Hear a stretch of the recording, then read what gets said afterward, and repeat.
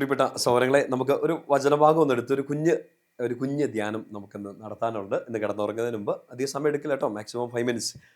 യോഹന്നാന്റെ സുവിശേഷത്തിൽ 9-ാമത്തെ അധ്യായത്തിൽ അതിൻ്റെ 1 മുതൽ 3 വരെയുള്ള വാക്യങ്ങളാണ്.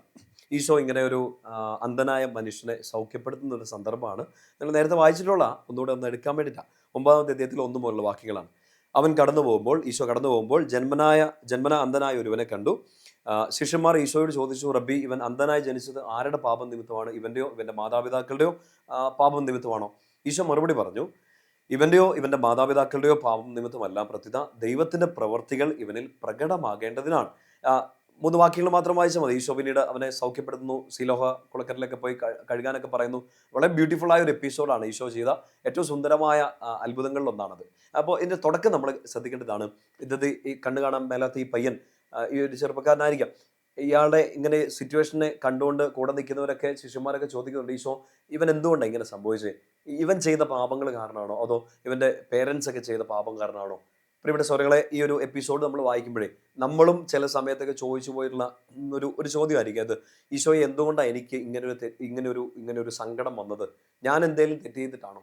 അതോ ഇനി എൻ്റെ പ്രിയപ്പെട്ടവരോ എൻ്റെ മാതാപിതാക്കളോ പൂർവികരോ ഒക്കെ ചെയ്ത തെറ്റ് മൂലമാണോ? നമ്മളിങ്ങനെ ഒരു പ്രാർത്ഥനയൊക്കെ ചെല്ലാറില്ലേ, കരുണയ്ക്ക് വേണ്ടി? കർത്താവേ, കരുണയായിരിക്കണമേ, അങ്ങയുടെ മക്കളായ ഞങ്ങളുടെ മേൽ കരുണയായിരിക്കണേ, ഞങ്ങളെ ശിക്ഷിക്കരുതേ, ഞങ്ങളും ഞങ്ങളുടെ മാതാപിതാക്കളും പൂർവികരും ഞങ്ങളുടെ ബന്ധുമിത്രാദികളും വഴി വന്നുപോയ എല്ലാ തെറ്റുകളും ക്ഷമിക്കണമേ എന്നൊക്കെ പറഞ്ഞ് പ്രാർത്ഥിക്കാറില്ലേ? ശരിക്കും നമ്മളിങ്ങനെ ചിന്തിക്കാറുണ്ട്, എന്തുകൊണ്ടാണ് എൻ്റെ ജീവിതത്തിൽ ഇങ്ങനെ ഒരു സങ്കടം വന്നേ? എന്തുകൊണ്ടാണ് ഞാൻ എത്ര ശ്രമിച്ചിട്ട് ജോലി കിട്ടാത്തത്? എന്തുകൊണ്ടാണ് എനിക്ക് മാത്രം ഒരു സമാധാനവും സന്തോഷവും ഇല്ലാത്തത്? ഞാൻ എന്ത് പാപം ചെയ്തിട്ടാ? ഇനിയില്ലെങ്കിൽ എൻ്റെ പ്രിയപ്പെട്ടവർ പൂർവികർ വല്ലതും ഒക്കെ തെറ്റ് ചെയ്തിട്ടാണോ? ഇങ്ങനൊരു ചോദ്യം നമ്മുടെ മുമ്പിൽ വരുമ്പോഴേ ഈശോ പറയുന്നൊരു കാര്യമാണ്, ഇത് നീ ചെയ്ത തെറ്റോ ഇല്ലെങ്കിൽ മറ്റുള്ളവരോ പൂർവികരോ ചെയ്ത തെറ്റോ, ഇതൊന്നും നീ അന്വേഷിക്കണ്ട. നീ എന്നിൽ ആശ്രയിക്കുക. ഈ വചനത്തിൻ്റെ അർത്ഥം ഇതാണ്. എന്തുകൊണ്ട് ഇങ്ങനെ സംഭവിച്ചു എന്ന് ഈശോയുടെ പ്രിയപ്പെട്ട കുഞ്ഞ് ചോദിക്കണ്ട. ചോദിച്ചുകൊണ്ട് നമുക്ക് വലിയ ഉത്തരവൊന്നും കിട്ടാനില്ല. നമുക്ക് ചിലപ്പോൾ നമ്മുടെ പാപങ്ങൾ കാരണം വന്ന ചില അബദ്ധങ്ങളാണെങ്കിൽ അത് നമ്മൾ തീർച്ചയായിട്ടും തിരുത്തിയെടുക്കാൻ തന്നെ ചെയ്യണം. ഒന്ന് കുമ്പസാരിക്കണം, ഈശോയോട് മാപ്പ് ചോദിക്കണം, പറ്റിപ്പോയി അബദ്ധത്തിന് പരിഹാരം ചെയ്യണം, തിരുത്തി കറക്റ്റ് ചെയ്യുക, അല്ലേ? നമുക്ക് വഴി തെറ്റിയെന്ന് മനസ്സിലായിട്ടുണ്ടെങ്കിൽ എന്ത് ചെയ്യുക?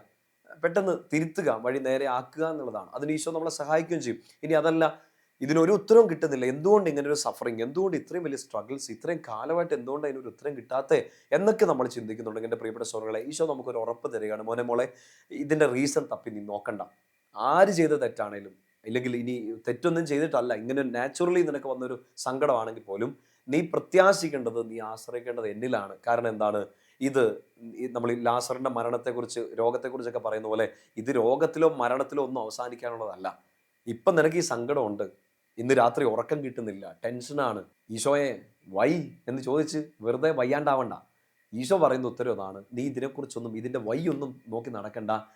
കർത്താവ് നിന്നിലൂടെ ഒരു മഹത്വം പ്രവർത്തിക്കും. ആ വചനം ഒന്നുകൂടെ ഒന്ന് ശ്രദ്ധിച്ച് കേൾക്കാവോ?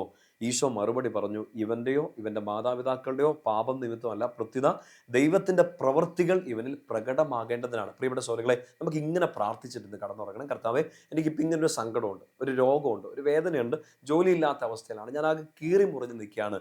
ഇതെന്താ ഇങ്ങനെയെന്നൊന്നും എനിക്കറിയില്ല, ഇതെങ്ങോട്ടാണ് പോകുന്നതെന്നും എനിക്കറിയില്ല. പക്ഷേ എൻ്റെ പ്രത്യാശ ഇതാണ്, എനിക്ക് അങ്ങനെയുള്ള പ്രത്യാശ ഇതാണ്. ഇത് അങ്ങയുടെ വലിയ പ്രവൃത്തി എന്നിൽ പ്രകടമാകാൻ പോകുന്നതിൻ്റെ ഒരു ഓപ്പണിംഗ് ആയിട്ട് ഞാനിത് ഏറ്റെടുക്കാം. ഇപ്പം എനിക്ക് കടമുണ്ട്, പക്ഷേ ഈ കടത്തിൽ, ഈ ദുരിതത്തിൽ അവസാനിക്കാനുള്ളതല്ല, ഇത് കർത്താവിൻ്റെ പ്രവൃത്തി പ്രകടമാകാനുള്ള ഒരു ഒരു ഒരു ഓപ്പണിംഗ് ആണ്. ഇപ്പം രോഗമുണ്ട്, ഇപ്പം പരാജയപ്പെട്ട് നിൽക്കുകയാണ്, ഈശോയെ വൈ? നോ, ഒരു ക്വസ്റ്റ്യനും ഇല്ല.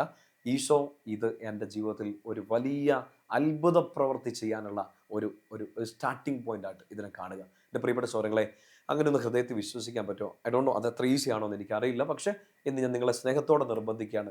ഇന്ന് നിങ്ങൾ കടന്നുപോയ ഒരു സഹനത്തെ എന്തുകൊണ്ട് ഈശോയെ എന്ന് ചോദിച്ച് ടെൻഷൻ അടിച്ച് കിടക്കാൻ പോവാതെ, ഈശോ എന്തുകൊണ്ടെന്ന് ഞാൻ ചോദിക്കുന്നില്ല, പക്ഷേ ഇതിലൂടെ നീ എന്താണ് ഉദ്ദേശിക്കുന്നത്, ഒരു വലിയ ദൈവിക പ്രവൃത്തി ഇത് എൻ്റെ ജീവിതത്തിൽ സംഭവിക്കും എന്ന പ്രത്യാശയോടെ എൻ്റെ പ്രിയപ്പെട്ട സഹോദരങ്ങളെ കടന്നുറങ്ങുക.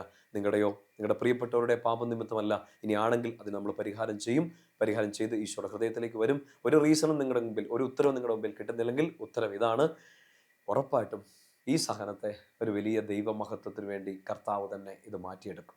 അതിനൊരു പ്രത്യാശ നിങ്ങൾക്ക് ലഭിക്കട്ടെ, അത് വിശ്വസിക്കാനുള്ളൊരു കൃപ ലഭിക്കട്ടെ എന്ന് പ്രാർത്ഥിക്കുന്നു. ഈശോയുടെ നാമത്തിൽ ഞാൻ നിങ്ങളെ അനുഗ്രഹിക്കുന്നു. പിതാവിൻ്റെയും പുത്രൻ്റെയും പരിശുദ്ധാത്മാവിൻ്റെ നാമത്തിൽ ആമേൻ. ഈശോ മിശിഹായ്ക്ക് സ്തുതിയായിരിക്കട്ടെ.